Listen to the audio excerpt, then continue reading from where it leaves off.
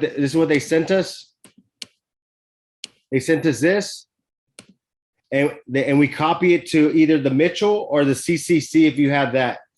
If you have the CCC, I want to say that if you type in this work ID number, it might pop up your estimate. So you might want to get with the CCC and ask them on that. We haven't used CCC in a while. We use Mitchell, but I know they have a reference number here. If you type in this number, it'll actually bring up a copy of the estimate, right?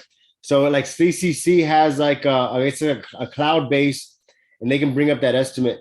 Another thing too, if you're on the CCC network, we're on that. And if you're on the CCC and you set up all your shop information, you could start to get, they're called desk assignment. They're just called assignments. And some insurance companies will send them to you if you're in the area, and you can actually, let me see. So look at this estimate, $6,200. The heck? So this supplement is $2,500 supplement right here. Guys, reach out to me if you need some help with this.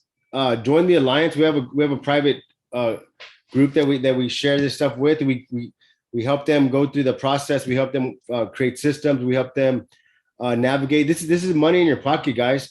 This is money in your pocket that you're missing out on every vehicle. So reach out today, man. Send me a message.